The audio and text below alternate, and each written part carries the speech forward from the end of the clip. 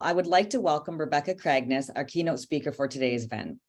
Rebecca is a Cree Mètis woman with a passion for improving Indigenous profile in Canada. A member of the Mètis Nation of Alberta, she was born and raised in Treaty 8 territory in the Fort McMurray region. Rebecca is a Red Seal journeyperson electrician with more than 25 years of experience in the construction industry. In her current role, she provides executive level support as well as company-wide education, engagement, and advocacy to support Indigenous equity within the construction industry. Rebecca serves as chair of the Canadian Apprenticeship Forum Board of Directors. She is a member of the CAF Jedi Committee and the Women Building Futures Board and HRC Committee. By channeling her firsthand knowledge of the barriers women, Indigenous people, and other underrepresented groups face in the industry, she works with communities and organizations to promote opportunities for those groups to pursue careers in the skilled trade. She's an advocate for equity, diversity, and inclusion, focused on amplifying Indigenous and female participation in the construction industry. Without further ado, please welcome Rebecca. Good morning, and thank you for the warm welcome, Danielle. Before we begin, I'd like to acknowledge that I'm joining from Treaty 6 territory, which is the traditional and ancestral territory of the Cree, Dene, Blackfoot, Saulteaux, and Nakota Sioux, and the homeland of the Mètis Nation Region 4. I would like to pay my respects to all of the elders and matriarchs that have walked the land before us. As Danielle said, my name is Rebecca Kragnes. I use the pronouns she and her. I am a Cree Métis woman from Treaty 8 territory, and I was born in Fort McMurray and raised on a trapline in northern Alberta. I am a mother, a daughter, a sister, a wife, an auntie, and a friend. In my professional role, I am the Director of Indigenous Relations and Community Engagement with Bird Construction. And it is my honor to be invited to speak at the Women in Construction 2023 virtual event, especially on International Women's Day. It's events like these that make a difference and spread that advocacy word that we need to have out there to support positive change in industry. I also would like to pay my respects to the female trailblazers that paved the way for women in the construction field. There are so many amazing women who cleared this path for the rest of us to follow. And as an Indigenous woman who carved out a career in the construction industry, I'm excited today to share some facts, some stories, and some inspiration for the future with you all.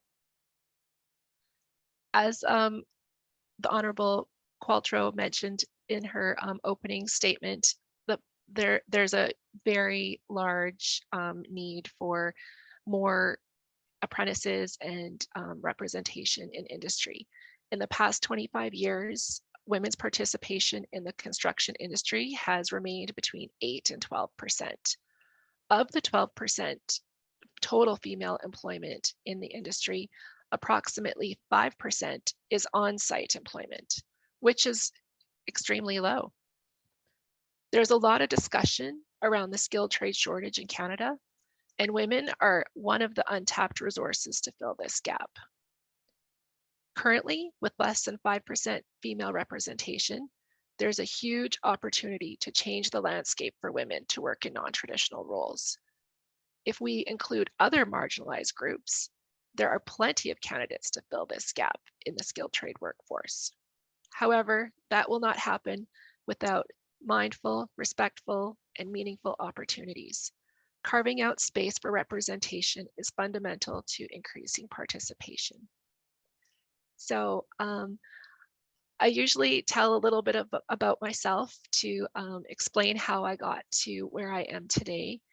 And I'm very pleased to share my story with you. I was born and raised in Fort McMurray, Alberta. My parents were very young when I was born. My mom was just 16 years old, and my dad was a few years older, and he worked on the barges that went up north between Fort McMurray and Fort Chipewyan, and he trapped during the winter months, and we mostly lived on the trap line just north of Fort McMurray. I was an only child for 7 years, and I really had probably the best childhood ever. I got to live in the forest and roam around, and I followed my dad almost everywhere. I often was helping him fix equipment or hunt and haul wood and water for the family. And I believe that a lot of my hands-on ability came from that problem solving and working with my dad when I was a young girl. When I was 16, my mother went back to school and she achieved her GED and was given an opportunity to study as a fourth class power engineer. And I think that's when my perception of female roles really changed, is watching my mom go through this process. And she had always worked really hard raising 4 children. There was 3 children after me in the cabin with no running water, no power. So I was used to seeing her be a really hard worker. But this was different. She was now working outside of the home in a role that had very few women. And she had her challenges as well. There was a lot of challenges for her, but she was excited and really determined to make this work for herself. And I would say that determination and that grit is what helped her succeed. When I graduated high school, I was really unsure what to do. And like Carla Qualtrough said, there's not a lot of promotion of skilled trades in a lot of high schools. And even though I took industrial arts, I was never really steered in that direction. I graduated with an advanced high school diploma. I was considering going into environmental science and pursuing a career as a conservation officer. But instead, I went to a semester of business school in Fort McMurray and quickly realized that it wasn't for me at that time. I ended up working at a local convenience store for about $6 an hour. This was in 1995, and it was definitely not enough for a young person to start a life. As I was trying to figure out and navigate my life, I discovered a co-op apprenticeship program offered through Careers the Next Generation in Fort McMurray, and I applied.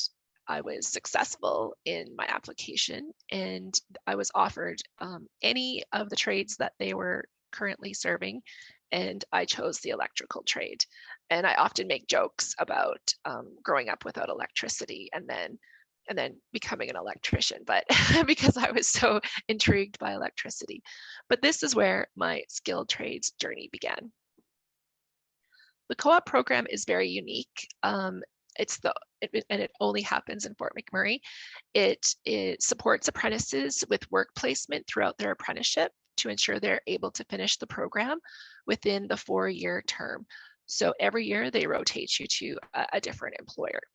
After 3 years of working in industrial construction with the IBEW, I was transferred to work on a maintenance team at Syncrude Canada for the last year of my apprenticeship. This opportunity was really great for me. I was able to take some of those practical skills I learned in the industrial union field into my new role. Plus, I got to really work with a lot of different types of equipment. I worked on gas turbine generators and a lot of motors, steam generators, and really learned the process side of the work. Upon successful completion of my Red Seal certification, I was hired by Syncrude. I would like to note from 1995 to the year 2000, which is a 5-year span, my earning capacity was multiplied nearly 8 times. This was life-changing for me. I had the financial freedom to live a good life independently. I worked for Syncrude as a maintenance electrician for nearly 10 years. During that time, I got married and had 2 beautiful children. And life was really good. I was just rolling along. We had a beautiful home and a beautiful family. Then suddenly, my life was turned upside down. At age 31, I was diagnosed with stage 3 breast cancer and found myself very much overwhelmed with my treatment, parenting my toddler children, and my deteriorating health. And because of my stage 3 diagnosis, I had to complete all of my tests and treatment in Edmonton, which is about a 5-hour drive from Fort McMurray. I'm then traveling frequently between the two cities and often leaving my young family behind. This causes a tremendous toll on my family, and I chose to move closer to Edmonton to ensure quality access to healthcare. I am then able to focus on caring for my children and my health and overcoming this disease. The move eventually becomes permanent, mostly because I wasn't able to go back into the field. All of the surgeries had left me very weak, I would say, and unable to do that physical work that's required in a skilled trade. I will note that I'm much stronger now, and I feel like I could probably do it again, but I've moved into a different role. My health crisis and treatment spanned over 3 years, and once I was healthy, I started to look for a new career. And this is when I switched gears. I started a role with the government of Alberta as a compliance officer.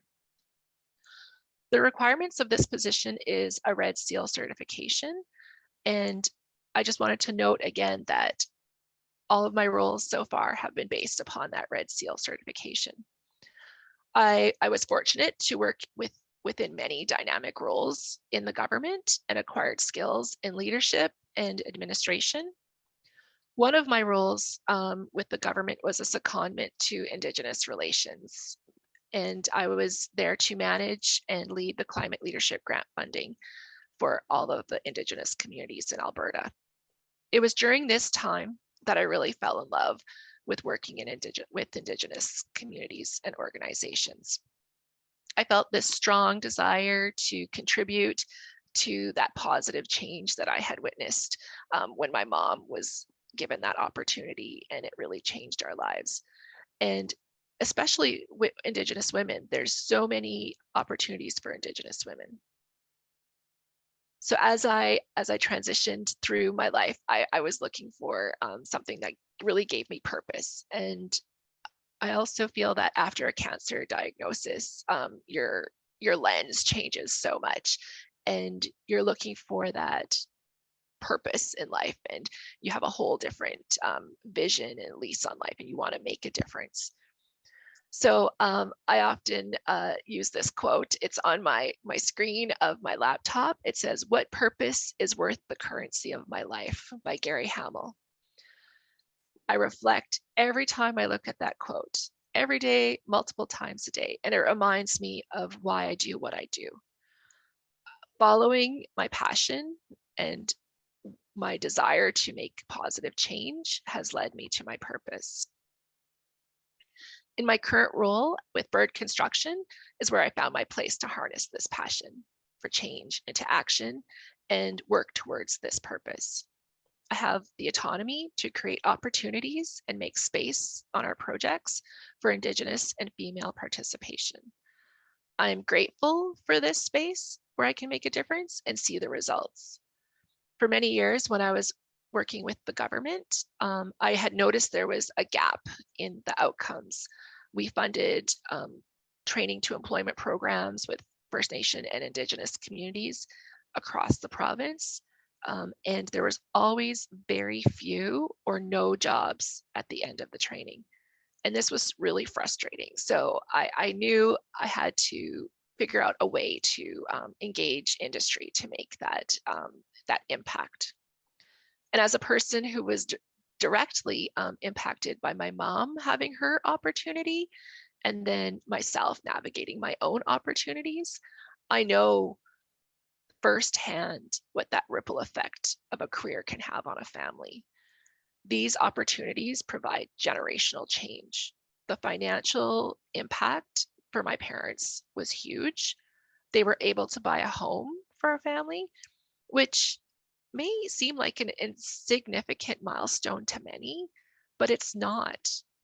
Not everyone has that financial opportunity to own a home in Canada.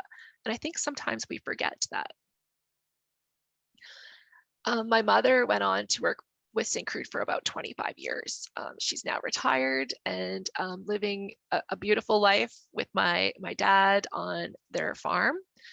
Her strength and determination to change our lives has made an impact on many. My children will never know poverty. My grandchildren will never know poverty. It totally changed the trajectory of our family. Beyond my work at Bird Construction, I'm also grateful for my opportunity to serve as the first woman and first Indigenous chairperson of the Canadian Apprenticeship Forum Board of Directors, which currently has 38% representation of equity priority groups. I'm really proud to lead that group and participate in changing that dynamic. I also serve on the Women Building Futures Board of Directors.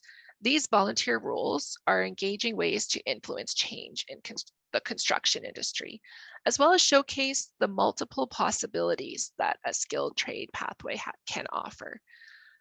Representation matters. I say this all the time. Having female and Indigenous representation on boards is key to changing the cultural dynamics of an organizational governance. Without those voices, without that input, positive change will not happen. And although I went through my trades journey, I've landed back in school again, which is funny. I'm taking my Master's of Business Administration through Simon Fraser University Beatty School of Business, and I've taken a lot of other college courses throughout my years, but I want to highlight again that all of my career opportunities were provided based upon my Red Seal certification. And there's so many options for those who complete their Journey Person certificate. You can work in the field, you can become a supervisor, there's project leadership, you can own a business. I worked at the government, I'm back in construction, I serve on boards. I want to make sure that everyone listening understands there are multiple career pathways. I am often asked how I navigated my career in the industry. And it's a tricky question because I believe I was really fortunate to have role models. I have a persevering attitude. I don't generally take no for an answer. And I really am driven to accomplish my goals. And I've developed a lot of resilience as I journeyed through my career. I did face many challenges during my time in the field. Being a woman in a non-traditional role is not always an easy place, but I did hold my space by working hard and proving my ability to contribute equally as a tradesperson. Some of the factors that contribute to my resilience and ability to navigate in predominantly male workplaces are linked to my upbringing and my exposure to those practical applications of building and repairing equipment and tools with my father. It was truly a gift. Having those female role models like my mother who showed me the way. I had a lot of allies and supporters. I'm a firm believer that success is community driven. Many individuals uplifted me throughout my journey. With these attributes, I was able to stay focused and not allow anyone to deter me from my goals and my success. Even when times became difficult, I remained resilient. I would say one navigation tactic I used when I was a young apprentice was to try to be kind of one of the boys. I attempted to conform to the culture and sometimes went along with the jokes and the ideas that I shouldn't have. And I do regret this. I feel like 48-year-old Rebecca looking back at 20-year-old Rebecca, that was my opportunity to really influence the culture. But I was young and in a vulnerable position and outnumbered by the dynamics on site. And I so badly wanted to succeed that I did let some things slide. I forgive myself for this and hope that the people listening today, especially the folks who identify as women, bring their whole selves to work. Women in skilled trades do not promote diversity if we conform. The magic of diversity is in our differences. It's important that you bring your whole self to work, you be your unique self, and that is how we will change the landscape of industry. I have called myself back. I think it's a level of maturity that has happened throughout my life. I'm not afraid to be different. I speak up when I feel the need to, and I'm fortunate to work in a place that is supportive and listens to all voices. An example of this is a few years ago, I was visiting a bird project site and noted that the signage was rating men working. So I went into the site supervisor's office and I asked if there was any women working on site. And they said, yes, of course, there's women here, Rebecca. And I brought up the signs and said, they had said to me, well, we've asked the women here if those signs offend them. And they said no. And although I was glad they asked for the feedback from the women, I felt like the women likely answered that way because they didn't want to cause friction or cause waves or be that person who spoke out against the misogyny of those signs. And they were potentially worried about their employment security. I then recommended that the signs were updated with more inclusive language. And the next day I showed up on site and the signs had been changed already and they said workers working. And I truly believe that language matters, and understanding that you belong matters, and it creates that ecosystem of inclusion. So how do we include a more diverse group of people in the skilled trades? Finding that first job is often the hardest part for women and people who are marginalized. And there are many exceptional programs designed to boost women over those initial barriers and provide support in securing opportunities. And I fully support working and partnering with organizations that support diversity, such as Careers the Next Generation, which supports the RAP program, Young Women in Trades and Technology, and the co-op program that I completed in Fort McMurray. Women Building Futures has so many programs, such as the Journey Women Start program and the Employer of Choice program, that support employers in their EDI journey by providing tools such as the Work Proud inclusivity training that supports organizations to be more engaged, safe, and inclusive to women and gender diverse people. The Canadian Welding Bureau Foundation, we work with them to support foundational training for the steel trades across Canada. They have also partnered with Women Building Futures to create a Woman of Steel program, which is really exciting. We also work with Trade Winds to Success here in Edmonton. They support Indigenous tradespeople seeking foundational training to start their career in the skilled trades and then provide wraparound supports throughout their apprenticeship. And I would also like to highlight that the Canadian Apprenticeship Forum Supporting Women in Trades initiative, which promotes women in skilled trades programming, such as the National Leadership Development Program, which is currently running their second cohort of women leaders in the skilled trades across Canada. And they provide women and gender diverse individuals an opportunity to gain experience in a supportive environment. They are learning effective strategies and practical tips to empower themselves to become leaders. So to transition from that new journey person or maybe fourth year apprentice into a leader in the skilled trades environment. Canadian Apprenticeship Forum also hosts the Champions for Change program, where employers can become part of the solution by pledging to hire and train more women, retaining them by creating safe and inclusive workplaces.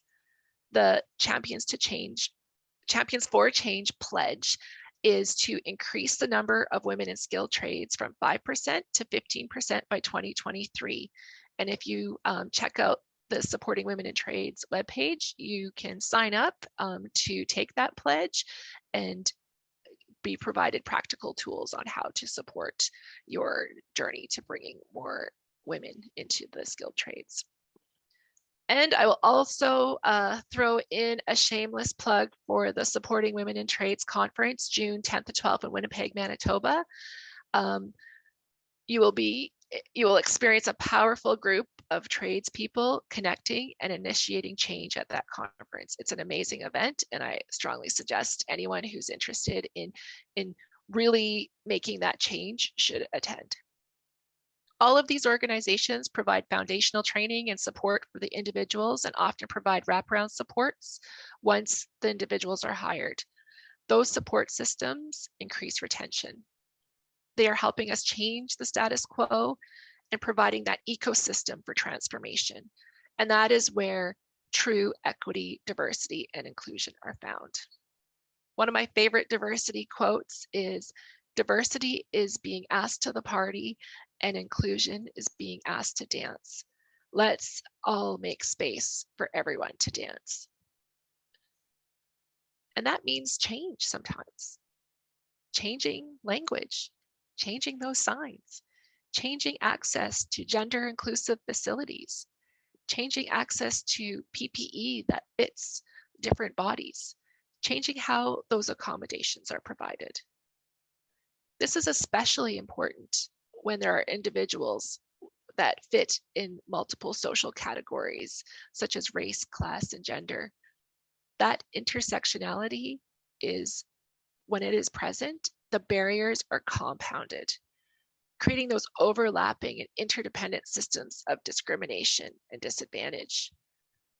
When we acknowledge our differences and we look to remove those barriers, those broader gaps in opportunity for folks with overlapping social identities and oppression can really prosper within our organizations.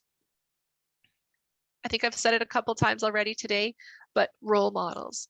I'm a firm believer that role models are the most valuable resource when seeking to increase diversity. If there's no diversity within the organization at all levels, it may signal that the workplace is not open to equity, diversity, and inclusion. Marginalized people need to see themselves in the workplace. There were many projects when I was the only woman on a project site with up to 500 people. That was sometimes tough, but I always had my mother as a role model. When I went home at night, I could talk to her and she helped me navigate through a lot of challenges. And then on one project, I actually had an Indigenous female journey person mentor me through a portion of my apprenticeship. And that made such a difference. Her presence, her power, her grit gave me the confidence to own my space in the construction world.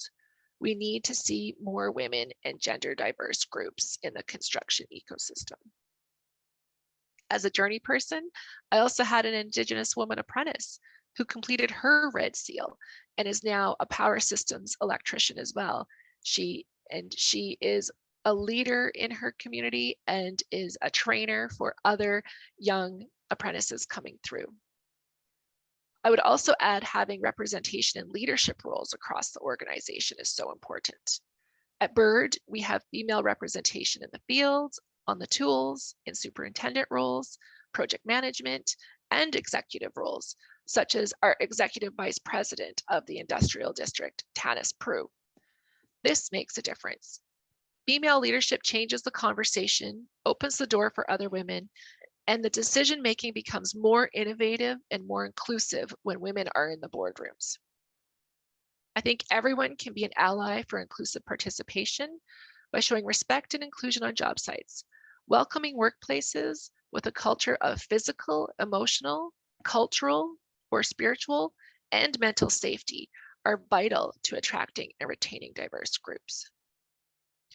Furthermore, it is also important to ensure that all people are being treated equitably, being paid the same wage, and receiving the same opportunities as their male counterparts.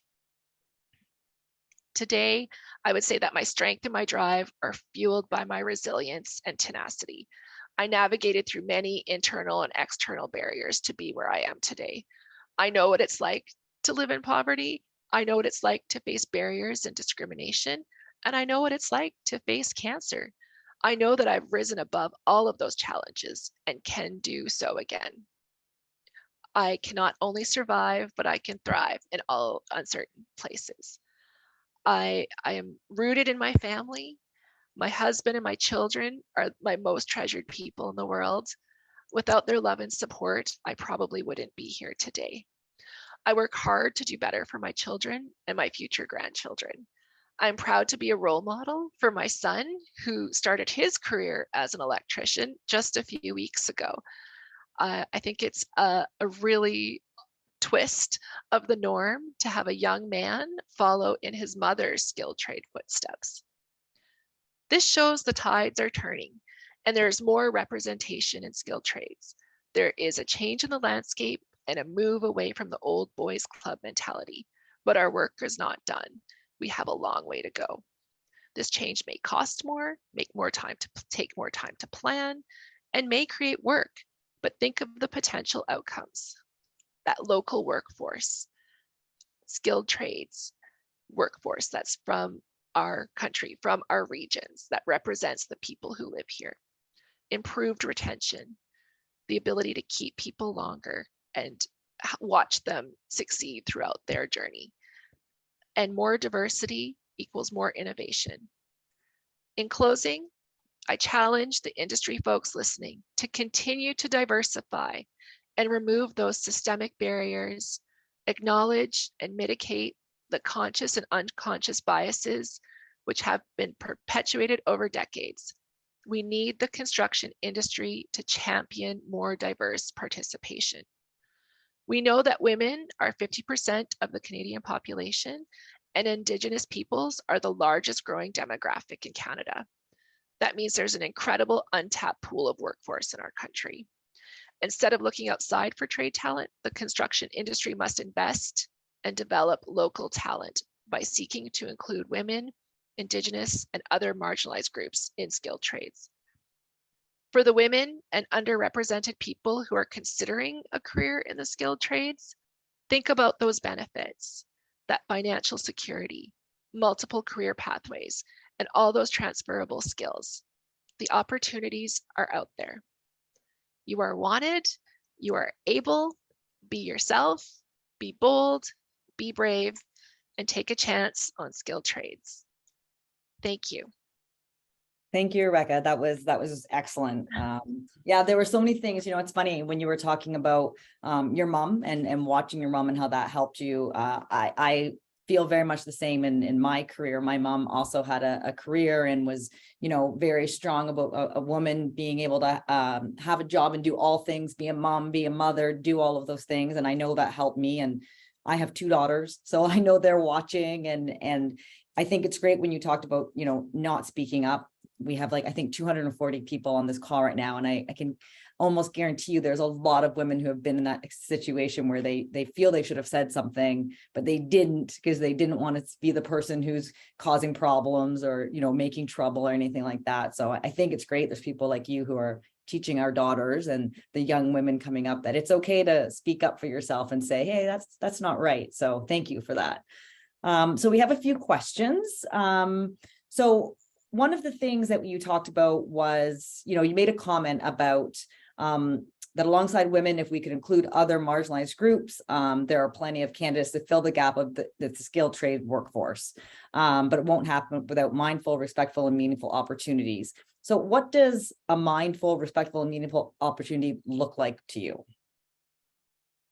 Well, I think that a mindful, respectful, and meaningful opportunity is really making that space and giving long-term opportunities to those groups and having diversity, having gender-neutral bathrooms. We had a conversation recently on one of my boards about not having access to gender-neutral bathrooms, and it's something that you normally don't, you'd never thought about 5 or 10 years ago. But having those spaces really shows that you're respecting that diversity and you want to give people meaningful opportunity to feel safe and feel part of your ecosystem. I think that's the biggest thing, is being mindful. Okay. That actually brings us to another question that came in. Someone is asking about, here we go. Accommodations in the trade when you were employed and pregnant, did people make space and were your duties changed, during your pregnancy? Yes, I did go on light duty during my pregnancy, and things did change. So I was fortunate that I worked for an employer that did provide those accommodations, because I worked in a different environment. I wasn't working in the IBEW kind of construction mode. I was working for a client at that time. So I was lucky that way. But I did work on jobs when I was a young woman that there was no female bathrooms. And I had some challenges there and had to ask for female bathrooms to be brought in. Okay. And instead of bringing bathrooms in, they transferred me to a place that had female bathrooms. So sometimes that happens. Yeah. And I think that's where there's that fear of sometimes speaking up, because you don't know if you'll be retained if you cause those waves. Yeah, for sure. In your current role with Bird Construction as Indigenous Business Relations Manager, you're able to create opportunities and make projects for Indigenous and female participation. How do you think more employers can create these same types of opportunities? Well, I think the first step with any type of opportunity generation is true meaningful engagement. So really understanding who you want to bring to the table, how does that community operate, and who in that community is interested in what you have to offer, because not everybody wants to be a construction worker, and not everybody understands what the construction industry entails. So engaging, educating, seeking those long-term opportunities that turn into careers is so important. I usually work with our construction teams to identify long-term positions through the duration of the project. So I look at the project and I say, what apprenticeships will be the longest duration in this project? And then we target those spots for our Indigenous and female candidates, so that they have that runway to really build on their apprenticeship during that project. Okay, great. And the one thing we know is, unfortunately, there are still some people who sort of, I don't want to say look down on, but don't view a skilled trade as a career, right? It's a job. And even though we have all these openings and all these opportunities, and we know that it can be a really meaningful career for people, how do we get that message out to people and entice more people to want to get into skilled trades? Well, I think we need to acknowledge that skilled trades have that post-secondary education component. Mm-hmm. And there are so many brilliant tradespeople who work and design and estimate and go beyond the basic part of a skilled trade. And we don't highlight that enough.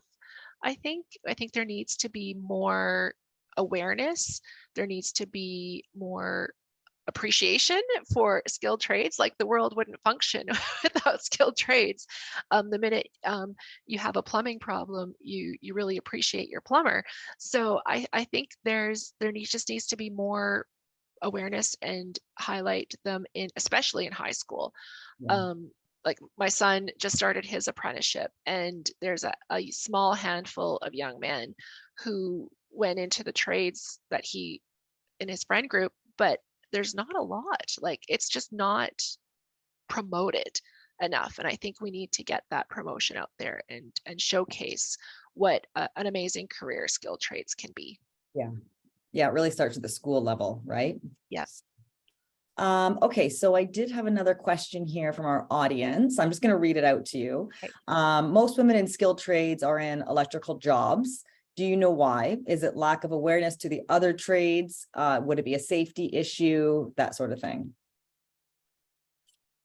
Well, I know a lot of electricians because I am an electrician, but I have met a lot of women who go into carpentry, welding, and the metal trades. So I'm not sure if electrical is a more desirable trade for women because of the idea. So I'll be honest, when I first went into electrical, I thought I would be working on like receptacles and lights, right? Because I didn't know what an industrial electrician did. And once you move into that industrial role, you find out really quick that you're pulling large cable and you're doing you're working on motors the size of a car. So I think there's a misconception maybe that it's a lighter trade, but it's not necessarily a lighter trade Right. physically. So I think maybe that's why. However, I've met women in every trade imaginable. So I think that there is representation across the board